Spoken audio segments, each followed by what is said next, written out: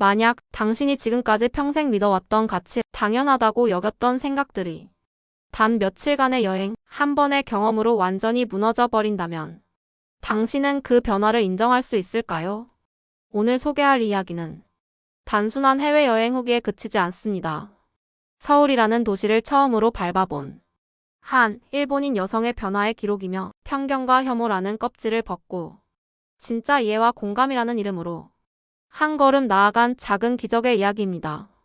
주인공은 오사카에 사는 평범한 20대 여성. 그녀는 말합니다. 나는 그저 진실을 알고 싶었어요. 그 나라가 진짜로 어떤 곳인지, 내가 믿어온 것들이 정말 사실이었는지 확인하고 싶었을 뿐이에요. 그녀는 오랜 시간 아버지와 어머니의 식탁 위 대화를 들으며 자랐고, 뉴스 속 왜곡된 이미지와 인터넷 속 우익 커뮤니티의 글들을 진실인 줄로만 믿고 살았습니다. 그 나라는 예의가 없다. 그들은 일본을 싫어한다. 우리는 피해자다. 그 문장들을 의심해본 적 없던 그녀는 자신도 모르게 작고 단단한 편견의 벽을 마음속에 쌓아왔습니다. 그리고 어느 날 회사 동료가 건넨 작고 가벼운 말 한마디. 이번 연휴에 한국 가보려고 하는데 너도 같이 갈래? 그 순간 그녀는 잠시 멈칫했지만 놀랍게도 아니라고 거절하지 못했습니다. 왜일까요? 그녀는 자신도 모르게 오랜 시간 혐오라는 감정에 지쳐 있었고, 한편으로는 세상이 말하는 것과 너무 달라 보이는 한국에 대해 은근한 궁금함과 혼란을 품고 있었는지도 모릅니다. 그리하여 결국 지금껏 한 번도 가보지 않았던 땅, 서울이라는 도시에 발을 디딘 그 순간 모든 것이 조금씩 달라지기 시작했습니다. 공항에서 안내하던 직원의 친절한 눈빛, 질서정연하게 줄을 서 있는 사람들, 지하철에서 조용히 이어폰을 낀 채 책을 읽는 젊은이들의 모습. 그녀는 처음으로 생각합니다. 내가 지금껏 믿어온 것들은 정말 사실이었을까? 그녀가 마주한 한국은 소문과는 너무도 다른 풍경이었습니다. 서울의 거리는 깨끗했고 사람들은 조용했으며 무례함보다는 배려가 많았습니다. 길을 묻자 어색한 일본어로 천천히 설명해주는 사람. 카페에선 번역 앱을 켜서 도와주려는 점원. 시장에서 맛보세요 라고 먼저 말해주는 상인. 그녀는 그 모든 순간에서 한 가지 사실을 느끼게 됩니다. 나는 그들을 미워한 적이 없다. 나는 그들을 몰랐을 뿐이었다. 그녀 안의 편견은 한국이라는 도시의 조용하고도 따뜻한 진짜 모습을 마주한 순간부터 서서히 무너지고 있었던 것입니다. 이 영상은 그녀의 시선을 따라 단단하게 굳어있던 한 사람의 마음이 어떻게 천천히 풀리고 어떤 진짜 경험이 사람의 생각을 바꿀 수 있는지를 보여주는 감동적인 여정입니다. 이야기의 끝에서 그녀는 자신이 미워했던 것은 사람이 아니라 사람을 왜곡한 정보였다는 걸 깨닫습니다. 이 영상이 당신의 마음에도 작은 울림을 남길 수 있기를 바랍니다. 구독과 좋아요 그리고 알림 설정을 하시면 앞으로도 더 많은 진짜 변화의 이야기를 가장 먼저 만나보실 수 있습니다. 지금부터 그녀의 변화의 여정, 당신의 마음을 움직일 조용한 기적이 시작됩니다. 우익 시각을 갖게 된 성장 배경, 회사 동료의 제안, 한국 여행 결심. 잔잔한 피아노, 저음 스트링 BGM, 조용한 회상 장면 시작. 저는 오하시 레이카, 일본 오사카의 외곽에서 자란 평범한 20대 여성입니다. 제 가족은 겉보기엔 특별할 것 없는 중산층 가정이었어요. 하지만 어릴 적부터 우리 집 식탁에서는 정치와 사회, 특히 외국에 대한 이야기가 종종 오갔습니다. 그리고 그 대화 속에서 가장 자주 등장한 나라는 한국이었습니다. TV에 한국 뉴스가 나오면 아버지는 한숨을 쉬며 채널을 돌렸고 어머니는 그쪽 사람들은 예의가 없어라는 말을 마치 일상처럼 꺼내곤 했죠. 어릴 적 저는 그런 말을 아무 의심 없이 받아들였어요. 어른들이 하시는 말씀은 다 맞는 것 같았고 내가 모르는 나라에 대해 그저 그런 줄로만 알았습니다. 그렇게 자라며 제 안에는 알 수 없는 불편한 감정이 하나 둘씩 쌓여갔습니다. 직접 겪은 적은 한 번도 없지만 그 나라에 대해 좋은 감정은 없었습니다. 성인이 되고 자연스럽게 우익 성향의 인터넷 커뮤니티에 접속하게 되었어요. 거기엔 제가 들어봤던 이야기들이 더 선명한 문장으로 반복되고 있었습니다. 우리는 피해자였다. 그 나라는 위험하다. 이해받기 어려운 민족성이다. 이런 말들을 접할수록 저는 점점 더 그 생각에 확신을 갖게 되었습니다. 그리고 나도 모르게 그런 글에 좋아요를 누르고 비슷한 의견을 나누는 댓글을 읽으며 나만 이렇게 생각하는 게 아니구나. 어쩐지 안도감을 느끼기도 했죠. 저는 한국 아이돌도 몰랐고 한국 드라마도 보지 않았고 한국 화장품을 써본 적도 없습니다.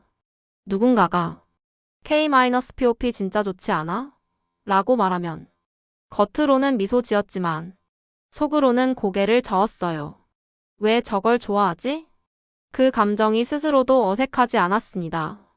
하지만 아이러니하게도 그런 감정들을 누구에게도 말한 적은 없었어요. 요즘 세상에서 그런 말을 꺼낸다는 건 촌스럽고 시대에 뒤떨어졌다는 평가를 받을 수도 있다는 걸 저도 알고 있었거든요. 그래서 저는 조용히 나만의 공간에서 그 감정들을 유지하고 있었어요. 아무에게도 말하지 않은 채 회사에서 저는 활발하고 개방적인 성향의 동료와 자주 어울렸습니다. 그 친구는 낯선 곳을 두려워하지 않고 항상 직접 경험해봐야 한다는 태도를 가진 사람이었어요. 어느 날 점심시간 그 친구가 조용히 말했습니다. 이번 골드위크에 한국에 가보려고 해. 너도 같이 갈래? 그 순간 제 머릿속엔 너무 많은 생각이 떠올랐어요. 한국? 내가 왜? 분명히 불편할 거야. 내가 좋아할 리가 없잖아. 그런데 그 감정들과는 다르게 입 밖으로는 아무 말도 나오지 않았습니다. 싫다고 말하기엔 너무 명확한 이유가 없었습니다. 별로야. 라고 말하자니 그건 내가 감정을 들키는 느낌이 들었고 그렇다고 가자.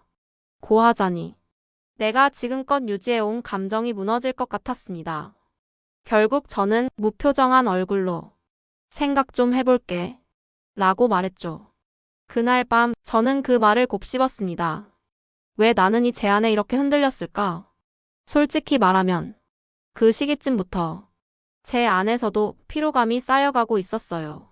언제나 무언가를 비난하고 누군가를 미워하는 감정은 생각보다 에너지를 많이 소비하는 일이더라고요. 우리 커뮤니티에 접속해도 이젠 예전처럼 댓글을 읽고 분노하거나 공감하기보다는 그냥 스크롤만 내리게 되었어요. 내가 지금껏 무엇을 믿어왔는지, 왜 그걸 그대로 받아들였는지 이제는 잘 모르겠다는 생각도 들었습니다. 그래서였을까요? 그 친구의 말이 의외로 오래 머릿속에 남았습니다. 그리고 며칠 후 저는 아무렇지 않게 말했어요. 응, 같이 가보자. 그 말이 내 입에서 나오는 걸 들었을 때 스스로도 놀랐습니다. 나 정말 한국에 가는 거야? 어쩌면 그건 호기심이었고 어쩌면 확인하고 싶었던 것일지도 몰라요. 지금껏 내가 알고 있던 한국이라는 나라가 정말 그런 곳인지 아니면 내가 잘못 알고 있었던 것인지. 그렇게 저는 비행기 티켓을 끊고 여권을 꺼내고 생애 처음으로 한국 여행을 준비하게 되었습니다. 주변에는 아무 말도 하지 않았어요. 가족에게는 그냥 친구 따라서 간다고만 말했죠. 어머니는 걱정스러운 듯 했지만 크게 반대하지 않았고 아버지는 아무 말도 하지 않았습니다. 단지 그 침묵 속에서 보이지 않는 불편함이 느껴졌죠. 출국 전날 밤 짐을 싸며 문득 거울을 보았을 때 제 눈빛이 평소보다 훨씬 낯설게 느껴졌습니다. 그건 설렘도 두려움도 아닌 어쩌면 확인하러 가는 사람의 눈빛이었을지도 몰라요. 그렇게 비행기에 올랐습니다. 창밖으로 멀어져가는 오사카의 도시 풍경을 보며 저는 아주 조용히 그리고 단단하게 마음속으로 말했어요. 한번 직접 보자. 정말 그게 사실인지. 그리고 그 선택은 제 인생을 바꾸는 처음이자 가장 중요한 시작이 되었습니다. 한국에서 마주한 반전과 따뜻함. 비행기 문이 열리고 나는 마침내 한국이라는 땅에 발을 내디뎠다. 공항은 조용했다. 사람들은 질서정연하게 줄을 서 있었고 직원들은 바쁜 가운데서도 단정한 말투와 표정으로 사람들을 맞이하고 있었다. 놀랐다. 생각보다도 훨씬 조용하고 차분했다. 그리고 따뜻했다. 그 순간부터 나는 무언가 이상하다는 걸 느꼈다. 내가 지금까지 들어왔던 한국이라는 나라는 분명 더 시끄럽고 무례하고 예의 없는 이미지였다. 그런데 지금 내 눈앞에 펼쳐진 이 장면은 내가 믿어왔던 그 이미지와는 너무나도 달랐다. 서울 시내로 들어오는 길, 버스 안은 조용했다. 사람들은 이어폰을 꽂고 창밖을 바라보거나 휴대폰을 조용히 들여다보는 중이었다. 누군가가 목소리를 높이지도 않았고 누군가를 밀치거나 무시하는 장면도 없었다. 어디선가 본 적 있는 풍경 같아. 그랬다. 마치 내가 사는 오사카와 다를 바 없는, 아니 어쩌면 더 정돈되어 있는 분위기였다. 그 순간 나는 작은 충격을 받았다. 도착한 첫날, 우리는 명동 근처 호텔에 체크인했다. 프론트 직원은 서툴지만 또렷한 일본어로 말했다. 어서 오세요. 체크인 도와드리겠습니다. 나는 멈칫했다. 일본어를 쓴다고 해서 무시당하는 건 아닐까? 불친절하게 대하지는 않을까? 걱정이 많았는데 정작 현실은 전혀 그렇지 않았다. 직원은 미소를 지으며 마치 일상적인 일처럼 내 질문에 답했고 수건이 부족하다고 요청하자 조금만 기다려주세요 라며 기꺼이 응대해 주었다. 이해할 수 없었다. 그들이 우리를 싫어한다. 일본어를 들으면 노골적으로 불쾌해한다. 나는 그렇게 들어왔고 그렇게 믿어왔다. 그런데 지금 내 앞에 있는 이 사람들은 그런 혐오의 감정을 단일도 드러내지 않고 있었다. 오히려 나보다 더 조심스럽게 나를 대하고 있다는 생각이 들었다. 다음 날 우리는 광장시장에 갔다. 시끌벅적한 분위기 속에서도 시장 사람들은 외국인 관광객들을 자연스럽게 맞이하고 있었다. 한 상인이 우리 앞에서 미소를 지으며 말했다. 맛보기 해보세요. 서비스예요. 그 말투는 너무도 자연스럽고 친절했다. 순간 마음 어딘가가 무너지는 소리가 들렸다. 나는 지금까지 이 사람들을 한 번도 제대로 보려 하지 않았구나. 그날 밤 나는 숙소에서 혼자 눈을 감고 생각했다. 지금까지 내가 믿어왔던 것들은 정말 내 것이었을까? 내가 직접 보고 듣고 느껴서 내린 판단이었을까? 아니었다. 나는 그저 누군가의 말만 들었고 인터넷의 글을 믿었고 그걸 아무 의심 없이 받아들였을 뿐이었다. 그리고 그 편견은 이 짧은 여행 며칠 만에 차곡차곡 무너지고 있었다. 그 후에도 나는 수많은 장면에서 조용한 반전을 경험했다. 카페에서는 직원이 일본어를 몰라서 잠시 당황했지만 곧바로 번역 앱을 켜서 내게 음료 설명을 해주었다. 백화점에서는 내가 고민하던 화장품 브랜드를 직원이 친절하게 손등에 테스트해주며 이건 민감한 피부에도 괜찮아요 라고 천천히 말해주었다. 버스 정류장에서 길을 잘못 들어 헤매던 중 지나가던 젊은 여성이 내 표정을 보고 다가와 말없이 지하철 노선도를 가리키며 손짓으로 방향을 알려주었다. 그녀는 영어도 일본어도 하지 못했지만 그 눈빛만으로 나는 알 수 있었다. 나는 지금 도움을 받고 있구나. 그날 밤 나는 침대에 누워 조용히 울었다. 눈물이 나는 이유를 처음엔 나도 몰랐다. 그런데 곧 깨달았다. 이건 미안함이었다. 그리고 후회였다. 오랜 시간 혐오라는 감정 아래 스스로를 속이고 세상을 단정지었던 것에 대한 후회였다. 나는 한국이 나쁘다고 말한 적은 없지만 좋다고 말한 적도 없었다. 그저 거리감을 두며 의심하고 경계하며 살아왔다. 그런데 그 나라에 와보니 그 사람들과 눈을 마주쳐보니 이 모든 게 참 어리석었다는 걸 알게 되었다. 여행의 마지막 날 아침 같이 온 친구가 말했다. 너 처음 왔을 때 표정이랑 지금 표정이 완전 달라. 나는 대답하지 못했다. 그저 고개를 끄덕이며 따뜻하게 웃었을 뿐이다. 내가 변하고 있다는 걸 나보다 먼저 알아봐준 친구의 말에 고맙고 또 부끄러웠다. 귀국 비행기 안에서 나는 창밖을 바라보며 생각했다. 나는 이제 더 이상 그들을 미워할 수 없다.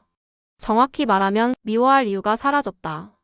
내가 봐온 사람들, 내가 받은 친절과 배려는 이유 없는 혐오보다 훨씬 더 강한 설득력이 있었다. 한국은 내가 생각한 나라가 아니었다. 그들은 내가 믿어온 이미지와 달랐다. 그리고 그 짧은 며칠의 경험은 내 오랜 신념을 조용히 부숴놓기에 충분했다. 나는 그렇게 무언가를 처음으로 다시 보기 시작했다.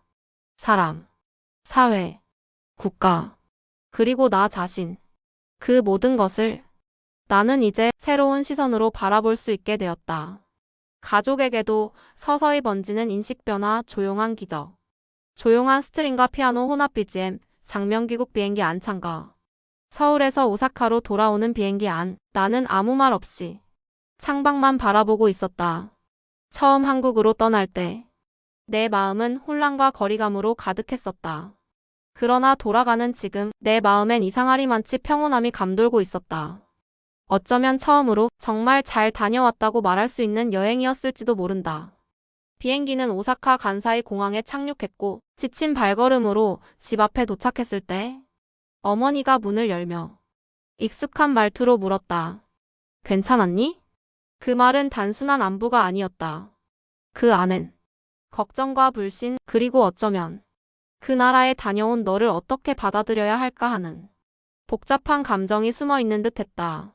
아버지는 나를 정면으로 바라보지 않았다.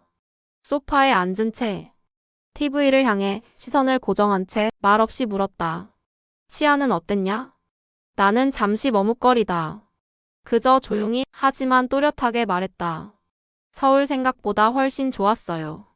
깔끔했고 사람들도 친절했어요. 그 말이 끝난 순간 거실엔 조용한 정적이 흘렀다. 어머니는 고개를 끄덕이며 입가에 어정쩡한 미소를 지었고 아버지는 채널을 돌리려다 잠시 리모컨을 멈췄다. 그건 작고 어색한 반응이었지만 나는 그 안에서 무언가가 흔들리기 시작했다는 걸 느꼈다. 그날 저녁 나는 여행 가방을 열어 작은 기념품들을 꺼냈다. 한글이 적힌 엽서, 떡, 과자, 드라마에 나왔던 문구가 적힌 노트, 그리고 광장시장에서 샀던 작은 손거울.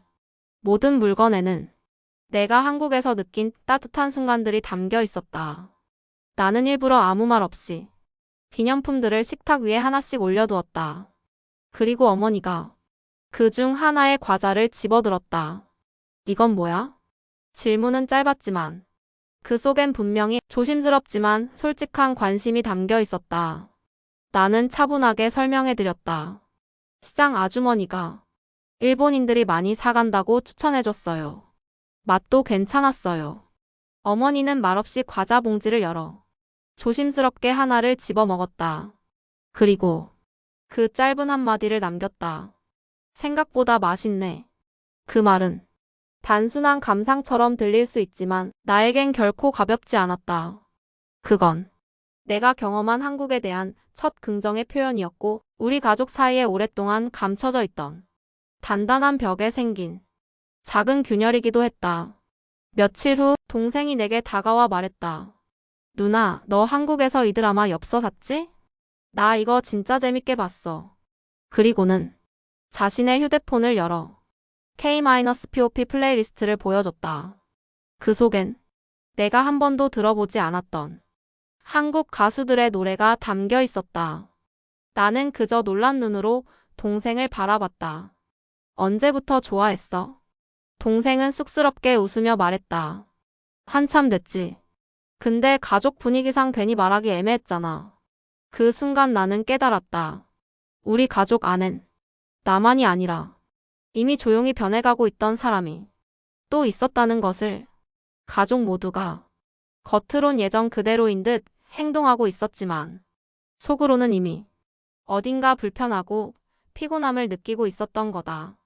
그리고 내가 다녀온 여행이 그 작은 물건들과 표정들이 그들의 마음에 묵묵히 말을 걸고 있었던 것이다. 이후 며칠이 지나 저녁 식사 도중 뉴스에서 한국 관련 이야기가 흘러나왔다. 예전 같았으면 아버지가 먼저 또 뭐야 그 나라하고 말을 꺼냈을 것이다. 하지만 그날은 아무도 말하지 않았다. 아버지도 어머니도 말없이 밥을 먹고 있었고, 그 침묵 속에서 나는 알 수 있었다. 우리는 지금 서로를 기다리고 있었다는 것을. 이야기하지 않아도 전해지는 게 있다는 걸. 말보다 더 큰 건 바로 표정과 태도라는 걸 그제야 느꼈다. 사실 우익이라는 건 거창한 정치 이념이 아니라 습관에 가까웠다. 오랜 시간 익숙하게 들어온 말, 누군가 대신 만들어준 감정. 하지만 관성은 경험 앞에서 멈추기도 한다. 그리고 그 경험은 그저 짧은 여행이었고, 조용한 웃음이었고, 따뜻한 한마디였을 뿐이었다. 나는 믿는다. 사람은 보고 듣고 느낀 것을 통해 진짜로 변할 수 있다고. 혐오라는 감정은 결국 누군가로부터 들은 말이 아니라 직접 마주한 손길, 눈빛, 미소에 의해 서서히 무너지게 되어 있다고. 그날 이후로 우리 가족은 한국에 대해 더 이상 말하지 않는다. 그건 무관심이 아니라 불신이 아닌 이의 시작이라는 것을 나는 안다. 그리고 언젠가 어머니가 먼저 우리도 한국 한번 가볼까? 그렇게 말하는 날이 올 거라 조용히 기대하고 있다. 조용하지만 확실하게 우리 가족의 변화는 지금도 계속되고 있다. 당신은 지금 한 사람의 시선이 바뀌는 순간을 함께 하셨습니다. 그리고 그 변화는 단지 한 사람에게서 끝나는 것이 아니라 그 가족과 주변 사람들에게도 조용히 하지만 분명하게 전해졌습니다. 이 이야기를 통해 우리가 깨닫게 되는 건 편견이란 건 몰라서 생기는 것이라는 단순한 진실입니다. 직접 겪어보지 않았다면, 직접 들어보지 않았다면 우리는 아주 쉽게 누군가를 미워할 수 있고 또 그 미움 속에서 스스로를 가둔 채 살아갈 수도 있습니다. 하지만 그저 한번 따뜻한 시선으로 누군가를 바라본다면, 그저 한번 두려움보다 용기를 선택한다면 우리는 생각보다 더 쉽게, 더 자연스럽게 서로를 이해할 수 있다는 것을 오늘 이야기 속 주인공은 보여주었습니다. 여러분, 이런 이야기들이 지금 우리에게 필요하지 않을까요? 세상이 점점 각박해지는 요즘, 편을 가르고 소리치고 단정 짓기보다 서로의 이야기에 잠시 귀를 기울